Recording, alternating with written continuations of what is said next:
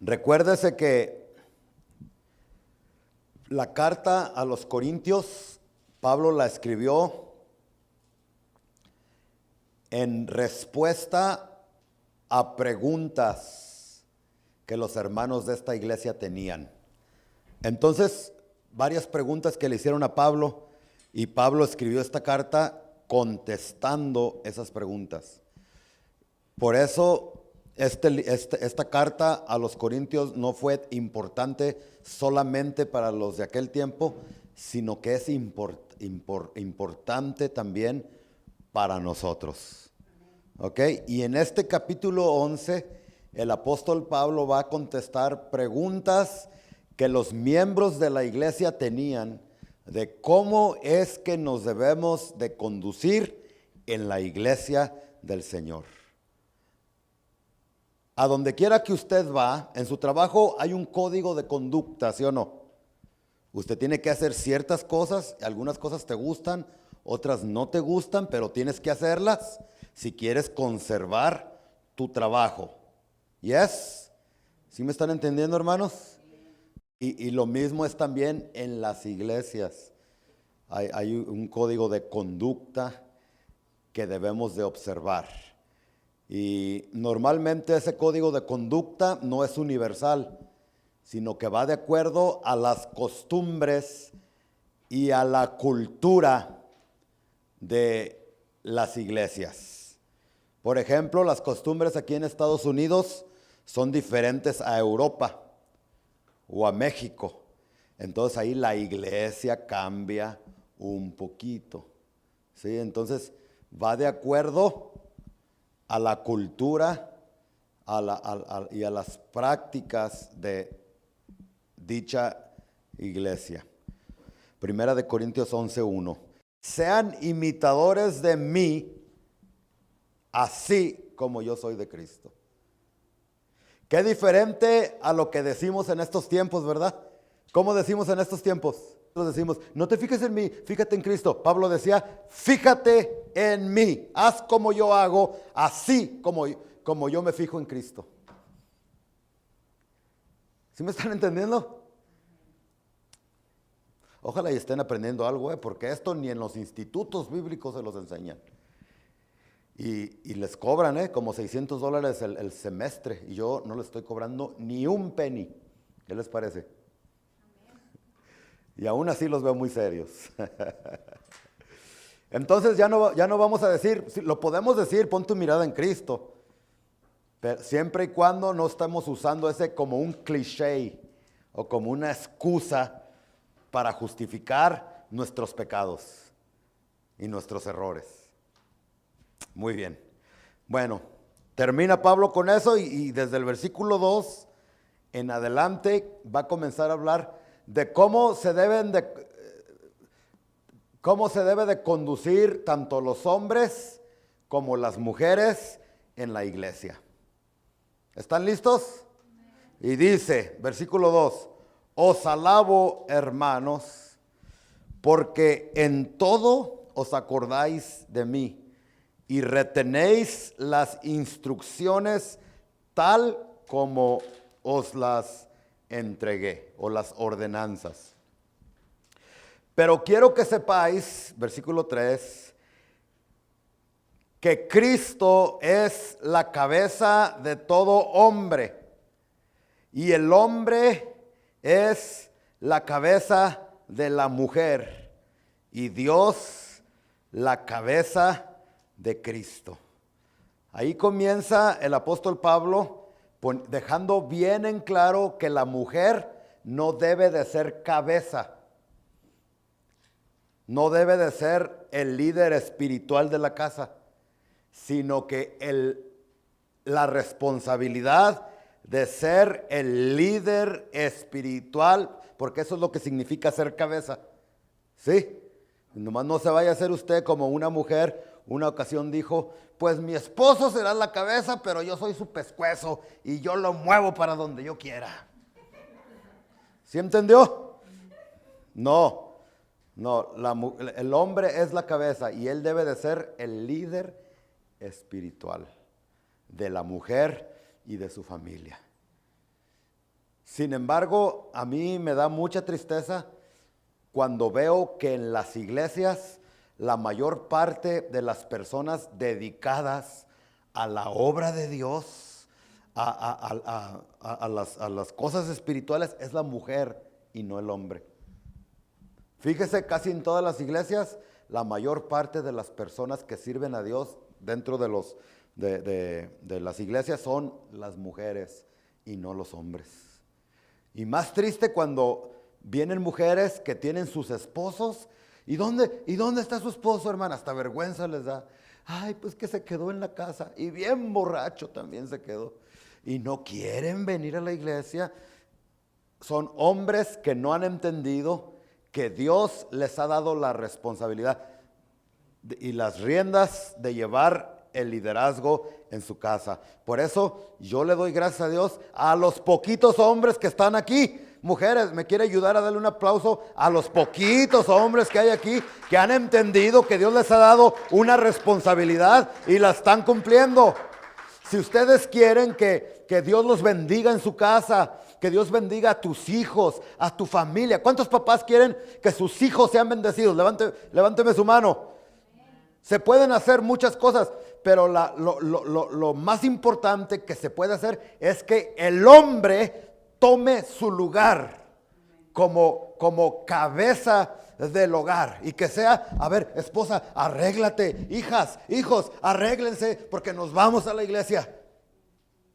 Pero qué triste cuando es al revés, ¿no? Que la mujer es la que anda puchando, para que me entiendan los chicanos, que anda puchando al esposo, que ándale, vamos a la iglesia, que ándale, vamos a leer la Biblia, que ándale, y no debe de ser así.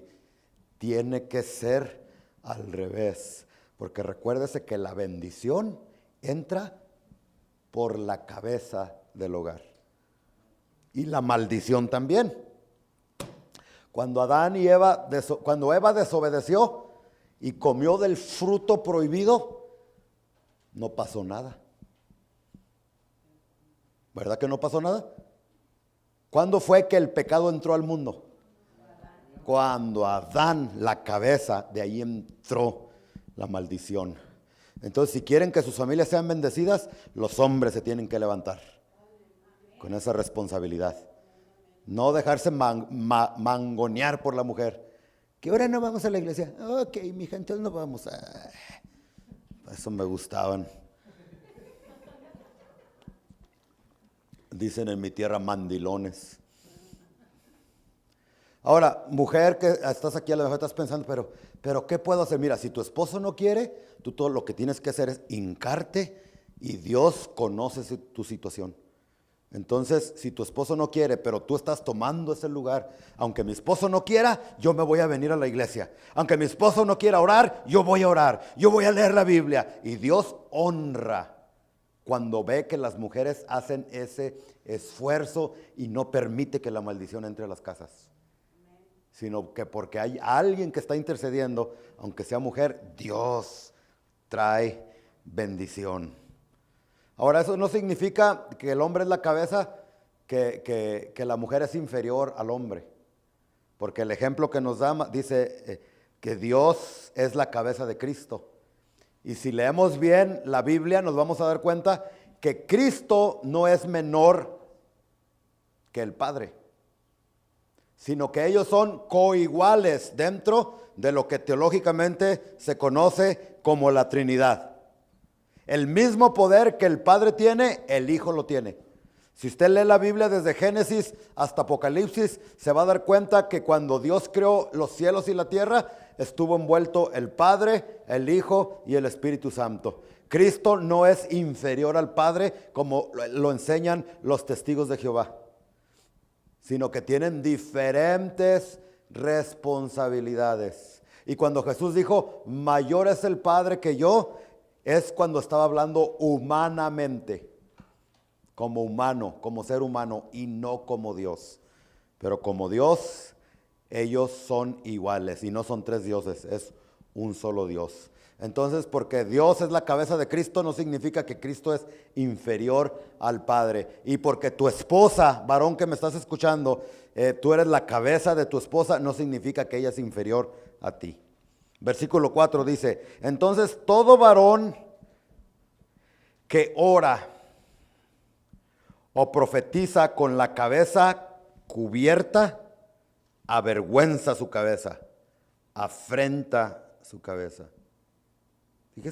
Fíjese la revelación que está aquí. ¿Cuántos han visto a los judíos que cuando adoran se ponen una gorra, una cachucha que les cubre acá en la cabeza? ¿Sí? ¿Por qué? Porque se quedaron en el Antiguo Testamento. Porque se quedaron, no supieron discernir los cambios que Jesucristo vino a traer con su venida. Aquí dice, todo varón que ora o profetiza con la cabeza cubierta es una vergüenza. Sin embargo, vemos un montón de judíos, y yo amo a los judíos, no me malentienda. Yo amo a los judíos y debemos de amar a los judíos nosotros, porque hay una promesa que cuando bendecimos y amamos a los judíos, yo ahorita personalmente, no se lo digo para presumir, pero quizás para animarlo y usted lo haga. Yo cada mes le mando una ofrenda a una organización grande que está ayudando a que los judíos regresen a su tierra. ¿Por qué lo hago? Pues porque es una bendición hacerlo y Dios lo bendice a uno. Y no lo hago por eso, pero Dios me ha bendecido. Entonces, pero hay un montón de judíos que no han entendido esto y van en contra de la palabra. Porque cuando oran o profetizan, se cubren la cabeza, ¿sí o no? Y Dios dice, no te cubras la cabeza cuando vas a orar. Todos los varones tenemos que orar sin nada en la cabeza. Pero aquí nos está explicando cómo adorar en la iglesia, ¿ok? Y está diciendo que el hombre no debe de cubrirse. Pero, versículo 5... Y vamos a leer unos versículos que son bien controversiales por mucho tiempo. Dice 5, pero toda mujer que ora o profetiza con la cabeza descubierta, note que el apóstol Pablo no prohíbe que la mujer ore o profetice, porque hay iglesias donde le prohíben a la mujer que ore o profetice, pero él no está prohibiendo, sino que él dice que cuando la mujer ora o profetiza con la cabeza descubierta, avergüenza a su persona o su cabeza. Porque lo mismo es que si se hubiese rapado. Porque si la mujer no se cubre, que se corte también el cabello.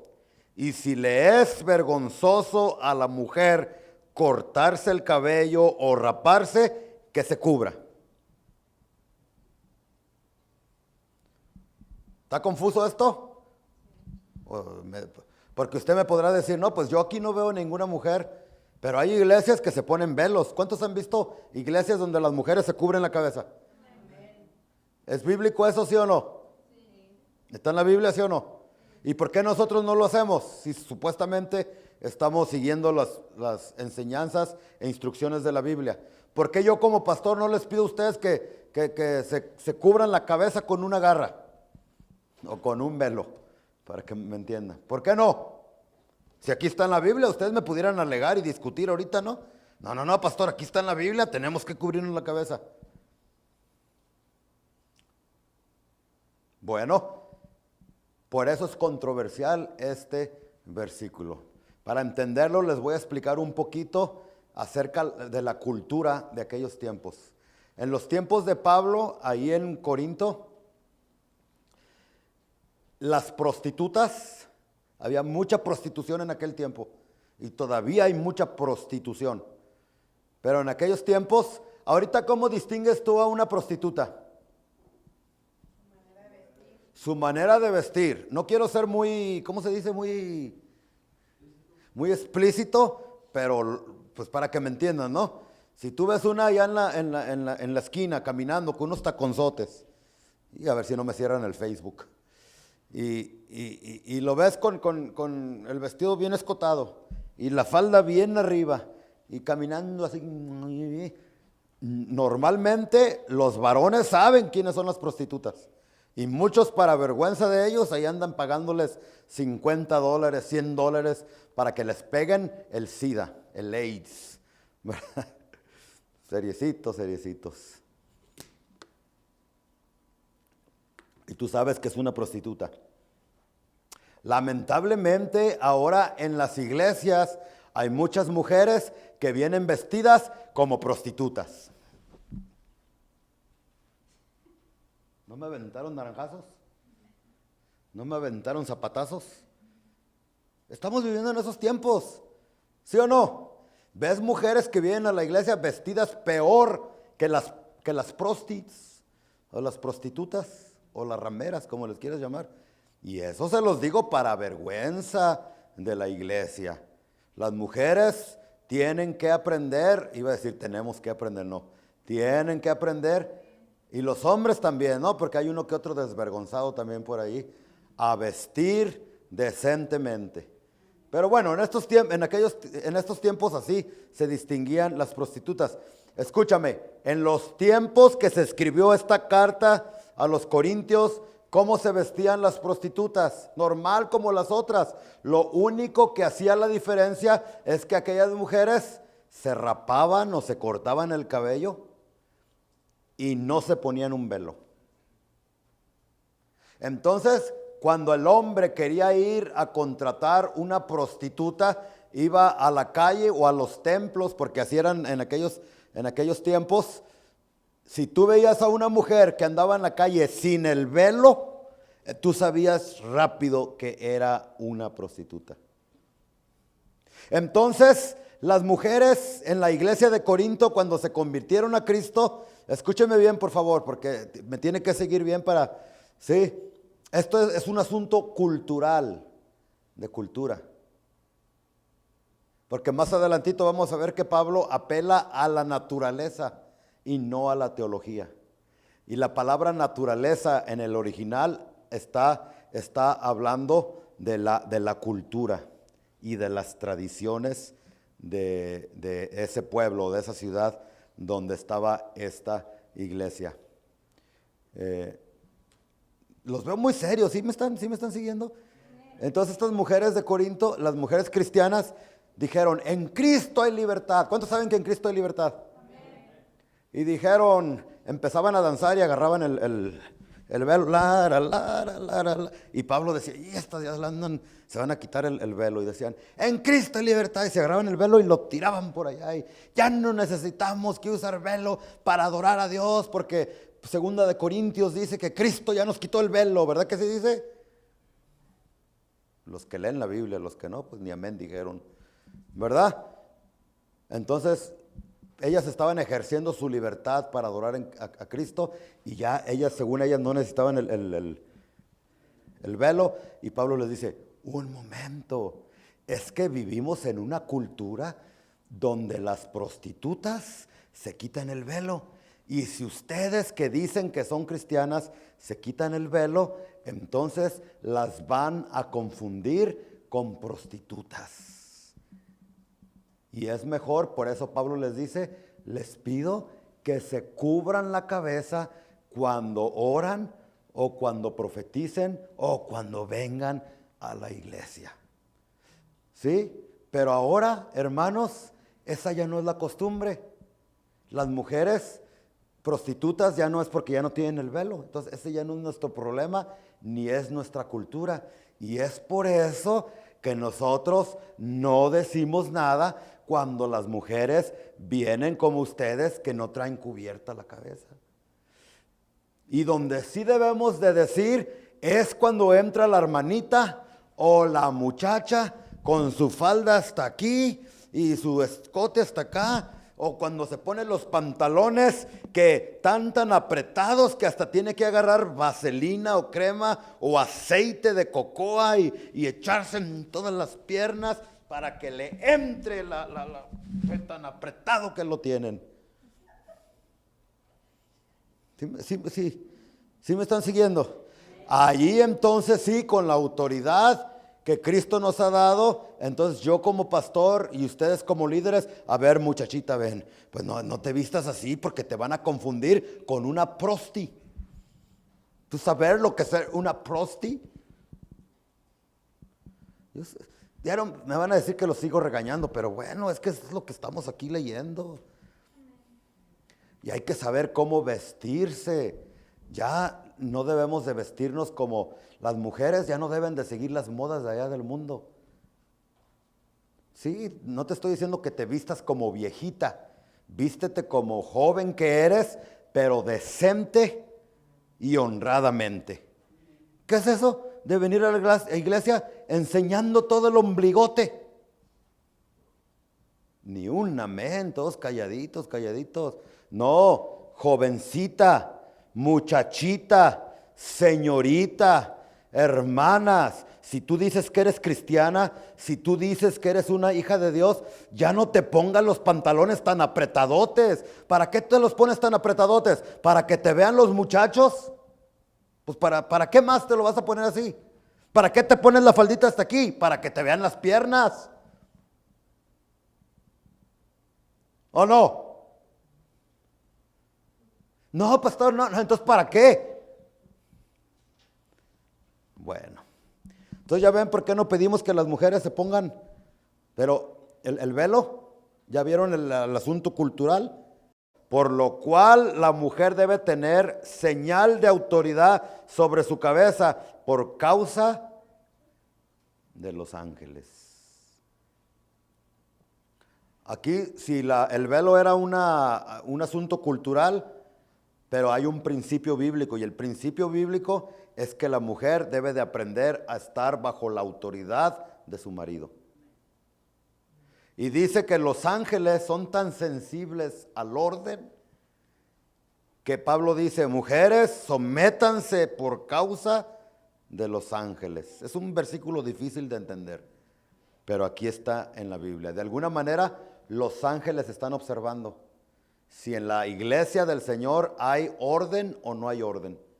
Y cuando no hay orden, algo sucede en el mundo espiritual, porque dice por causa de los ángeles. Pero versículo 11, en el Señor ni el varón es sin la mujer, ni la mujer sin el varón. O sea, que todos tenemos el mismo valor, seamos hombres o seamos mujeres. En Cristo ya no hay varón ni hembra. En Cristo somos una nueva creación. Y 14, se va a meter con los hombres. La naturaleza misma, no, fíjese que no dice la teología, no está apelando a la teología, sino a la naturaleza, a la cultura. La cultura misma o la naturaleza misma no os enseña que al varón le es deshonroso dejarse crecer el cabello. Un versículo bien controversial, porque hay iglesias donde no permiten que el hombre se deje crecer el cabello. Ni la barba tampoco, sí, cierto, ni la barba tampoco. Pero mira, te voy a hacer una observación. En las iglesias, hay iglesias donde a las mujeres no se ponen velo. Pero cuidado con un hombre que tenga el pelo largo. Y ahí ya está dispareja la cosa. Porque si estás obligando al hombre que tenga el pelo corto y no largo, entonces ¿por qué no obligas a la mujer también que se ponga el velo? A ver, contésteme si puede, le dijo Dios a Job. Contéstame si puede. ¿Dónde estabas tú cuando hice la nieve? ¿Dónde estabas tú cuando hice esto, cuando hice aquello? Te recuerdo que el Señor Jesucristo, que es nuestro modelo por excelencia, tenía el pelo ¿cómo? Largo. ¿Sí o no? Ahora, como esto tiene que ver con las culturas, yo lo que les diría a ustedes, hermanos, que se vea la diferencia. Que el hombre se vea hombre y que la mujer se vea mujer. ¿Ok? En tu manera de vestir y en tu manera de ser. Porque lo que Dios sí condena es el homosexualismo y el lesbianismo. Eso sí está bien condenado en la palabra del Señor. Y tener mucho cuidado. Teníamos la iglesia en Riverside. Lupe, tú conociste ahí te convertiste tú, con Pastor Edwards. Do you remember ahí en la Streeter? Ah, unos hermanos tenían un niño. El niño ha de haber tenido unos 10, 11 años y le dejaron el pelo largo hasta por acá. Y una vez el niño iba al baño, pero detrás de él iba un viejito que ya se murió, estaba en la iglesia con nosotros allá. Y el viejito se parece, ¿se acuerdan de la movie Up? Se parecía a ese viejito. ¿Cuántos lo conocieron, los que están de mucho tiempo conmigo, al viejito? Bueno, él iba detrás del niño al baño también. Iba así, miren. Y el niño iba al baño de los hombres y se metió. Y se voltea al viejito y nos dice: ¡Hey, pastor! Pastora, tengan mucho cuidado porque están dejando que las niñas se metan al baño de los hombres. Confundió al niño con una niña por el pelo largo. Entonces, aunque se nos da libertad y en Cristo tenemos tenemos libertad, yo como pastor enseño y aconsejo que los varones nos cortemos el cabello y nos veamos varoniles, como dice. No condeno a hombres que tienen su pelo largo, porque hay muchos hombres que yo he visto y que parecen varoniles y con su pelo largo. No los condeno yo, pero mi preferencia personal es que se corten el cabello. A lo mejor es por envidia que a mí ya no me sale tanto cabello y aquello sí, pero esa es mi preferencia. Ok, seguimos. Con todo esto, versículo 16, si alguno quiere ser contencioso, y fíjese lo que dice Pablo, nosotros no vamos a contener por eso. Nosotros no tenemos tal costumbre en las iglesias. ¿Sí? Ni las iglesias de Dios. Entonces, ¿qué es lo que aprendemos aquí? Que hay un código de vestimenta y de conducta que debemos de tener los cristianos cuando venimos a la iglesia. Y ese código de vestimenta y de conducta va de acuerdo a la Biblia y también a la cultura. ¿Está bien? Tú no puedes comparar, es que en la iglesia de los gringos dejan que venga uno así. Pues allá es su cultura de ellos. Por eso es bueno leer la Biblia, ¿no?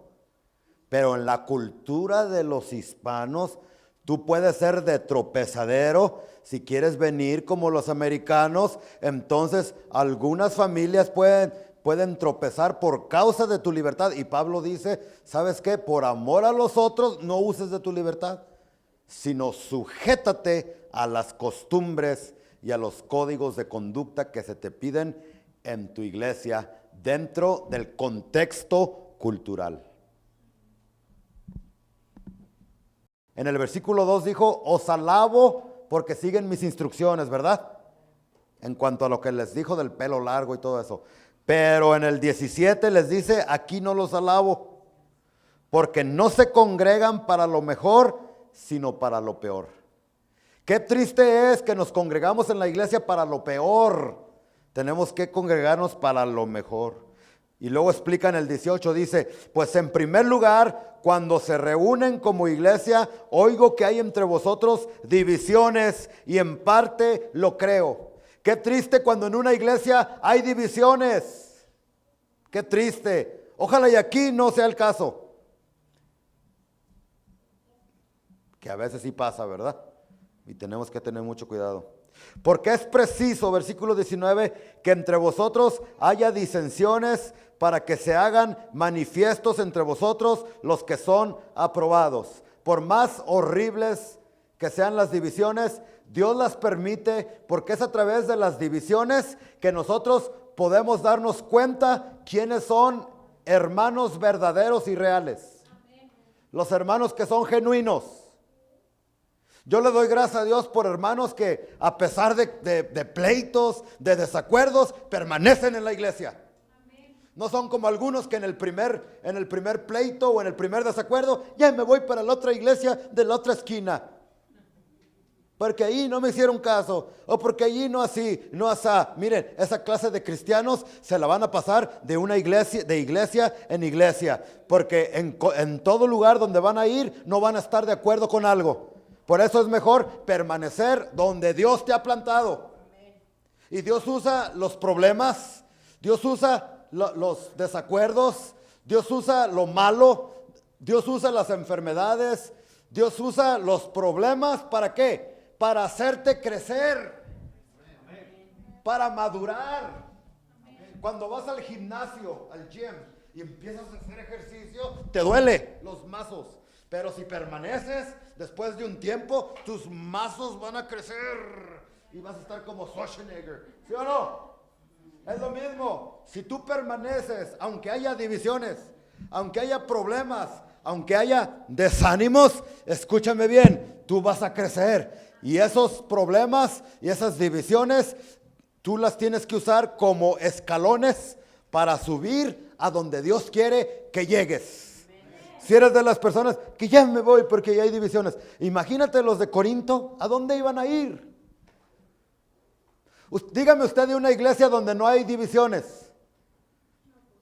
Dígame usted de una iglesia donde no haya problemas. ¿Por qué Dios permite los problemas? Para crecer, pero también permite los problemas para que tú te des cuenta, y yo también, de los hermanos que son falsos y que no son genuinos. Porque aquí dice, para que se hagan manifiestos entre vosotros los que son aprobados. Versículo 20.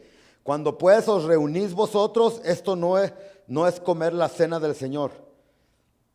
Ellos participaban de la cena del Señor, la mesa del Señor, el vino y el pan. Pero fíjese cómo lo hacían, porque al comer cada uno se adelanta a tomar su propia cena, y uno tiene hambre y otro se emborracha. Se emborrachaban los de esta iglesia.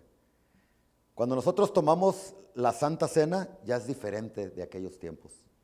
En aquellos tiempos era una fiesta que hacían en la iglesia, donde todo era un, ¿cómo le llaman los que hablan inglés? Un potluck, donde todos traían comida. Que traían pupusas, que traían tacos, que traían nopales, que traían de todo. Entonces, celebraban la Santa Cena y después al final del servicio, y antes comían, era una fiesta. Pero dice Pablo que algunos no les ofrecían y los dejaban a los pobres. Y otros se aprovechaban y traían sus cervecitas acá escondidas y se emborrachaban. Y los regaña y les dice en el 22, pues ¿qué no tenéis casas en que comáis y bebáis? ¿O menospreciáis la iglesia de Dios y avergonzáis a los que no tienen nada? ¿Qué os diré? ¿Os alabaré? En esto no os alabo. Versículo 23. Porque yo recibí del Señor lo que también os he enseñado, que el Señor Jesús, la noche que fue entregado, tomó pan, y habiendo dado gracias, lo partió y dijo, tomad, comed, esto es mi cuerpo que por vosotros es partido. Haced esto en memoria de mí. Asimismo, tomó también la copa después de haber cenado, diciendo, esta copa es el nuevo pacto en mi sangre. Haced esto todas las veces que la bebiereis en memoria de mí. Así pues, todas las veces que comiereis este pan y bebiereis esta copa, la muerte del Señor anunciáis hasta que Él venga. De manera, versículo 27, que cualquiera que coma este pan o beba esta copa del Señor indignamente, será culpado del cuerpo y de la sangre del Señor. Por tanto, pruébese cada uno a sí mismo y coma así del pan y beba de la copa. Porque el que come y bebe indignamente sin discernir el cuerpo del Señor, escuche, juicio come y bebe para sí. Por lo cual hay muchos enfermos y debilitados entre vosotros y muchos duermen. o están muertos. Si pues nos examinásemos a nosotros mismos, no seríamos juzgados. Mas siendo juzgados, somos castigados por el Señor para que no seamos condenados con el mundo. Así que, hermanos míos, cuando os reunís a comer, esperaos unos a otros. Si alguno tuviere hambre, coma en su casa para que no os reunáis para juicio. Las demás cosas las pondré en orden cuando yo fuere. Termino con este comentario. Si hay un pasaje de la Biblia que la iglesia no ha entendido bien, es este. Porque cuando hacemos la Santa Cena, hay muchas personas que no participan. Y cuando se les pregunta, hey, ¿y por qué no participaste de la copa y del pan? Oh, es que estoy en pecado. Es que le estoy batallando con mi carácter, con mi conducta, con cualquier pecado, ¿no? Bueno, y yo entiendo eso. Pero aquí no está diciendo que si una persona le batalla con un pecado que no venga. Porque imagínese, ¿cuántos de aquí le batallan con un área de pecado? Yo le batallo. Si así fuera, pues nadie viniera a participar de la mesa del Señor. Entonces, ¿qué quiere decir cuando dice que no debemos de tomar el pan y comer la copa indignamente? Ahí está hablando cuando no hay arrepentimiento. Si tú vienes a la mesa del Señor y has pecado la semana anterior o le estás batallando con un pecado, con una debilidad, pero tú eres sincero en tu corazón y tú ya no quieres practicar ese pecado, el mejor lugar para venir y recibir misericordia y perdón es en la mesa del Señor. Pero hay una condición, tú tienes que venir con un corazón arrepentido. Ay, me arrepiento que le grité a mi esposo. El hombre, me arrepiento que golpeé a mi mujer o que volteé a mirar a esa muchacha y que no debería de mirarla. Y tú entiendes y sabes que no está bien, vienes a la mesa del Señor, le pides perdón a Dios, te arrepientes, tomas esa copa, comes ese pan y a que no sabes qué, Cristo te perdona y te da las fuerzas para que ya en el futuro no vuelvas a caer en el mismo pecado. ¿Sí? Pero cuando dice la Biblia que no participemos indignamente, se refiere a las personas, por ejemplo, a alguien que está viviendo sin estar casado, y a mí no me importa lo que la Biblia diga o lo que el pastor Rubén diga, yo voy a seguir con ese muchacho, aunque no esté casado, o con esa muchacha, y tráigame la copita, y órale, y el pan, y eso. Eso es tomar la Santa Cena indignamente. Cuando tú sabes que estás mal y no hay arrepentimiento en tu corazón, ¿sí? Y vienes y participas, es como si volvieras a crucificar a Cristo y como si estuvieras pisando el sacrificio que Jesucristo hizo por ti 2000 años atrás.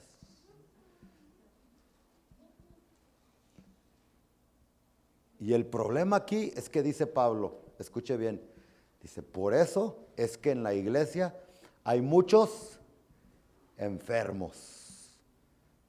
Y aquí está hablando de enfermedades físicas. Y hay muchos débiles. ¿Qué quiere decir eso de débiles? Que la enfermedad se convirtió en una enfermedad crónica. ¿Sí? En lugar de mejorar, está empeorando. Y después Pablo dice, y por eso muchos duermen. Y no se está refiriendo a dormir así.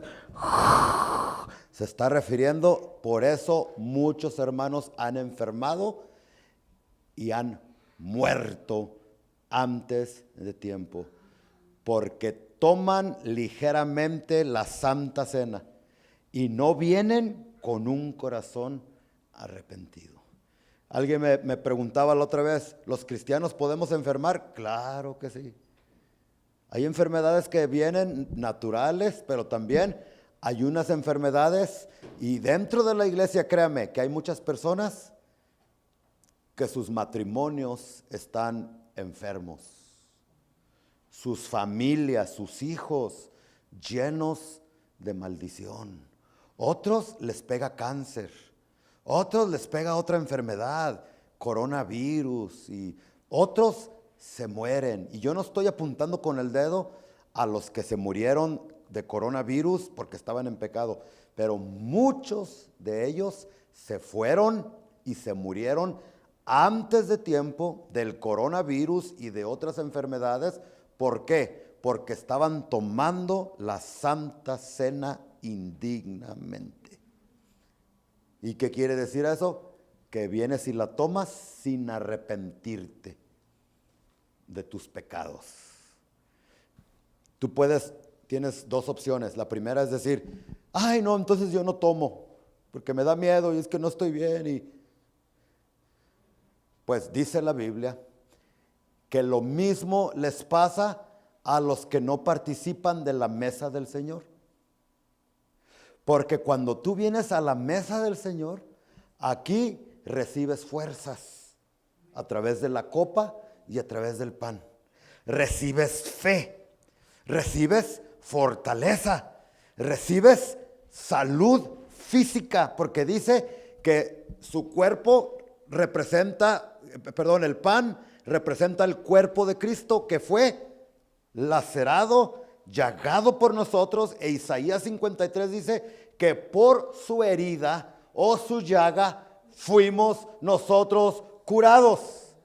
Y cuando tú vienes y comes del pan, así como Adán cuando comió del fruto, le entró el pecado, le entró la enfermedad y le entró la maldad. Cuando tú vienes y comes del pan y tomas de la copa, a ti también te entra, pero no la maldición, sino que te entra la bendición. A ti también se te mete, pero no la enfermedad, sino la sanidad. A ti también se te mete, pero no la condenación ni el pecado, sino que se mete el perdón de Dios, y tus pecados, por más grandes y negros que hayan sido, quedan totalmente borrados y cancelados por la sangre preciosa de Cristo Jesús, cuando vienes a participar de la mesa del Señor, pero con un corazón arrepentido. Amén. Y no con las intenciones de seguir pecando. Entonces, pero cuando no vienes y te quedas allá, es que a mí me da miedo, es que yo no estoy bien. Pues ¿quién está bien en este mundo? Dios no está pidiendo que seas perfecto. Lo que está pidiendo es que tengas honestidad en tu corazón, sinceridad en tu corazón. Si Dios desprecia y casi se vomita, es ante personas hipócritas. Dame mi copita y por eso no dejan a sus niños que participen de esto, al menos que sepan lo que están haciendo. Porque tú, papi y mami, porque no chille tu hijo, ay, que se coma la copita, ay, que se coma el pan. Y si están mal los hijos, le estás metiendo maldición y muerte. Ahora, si ellos quieren hacerlo, que lo hagan. Pero si no saben lo que están haciendo, no se me queden viendo así, tampoco, porque bueno, amén, mis amados hermanos. Cierre sus ojos ahí donde está.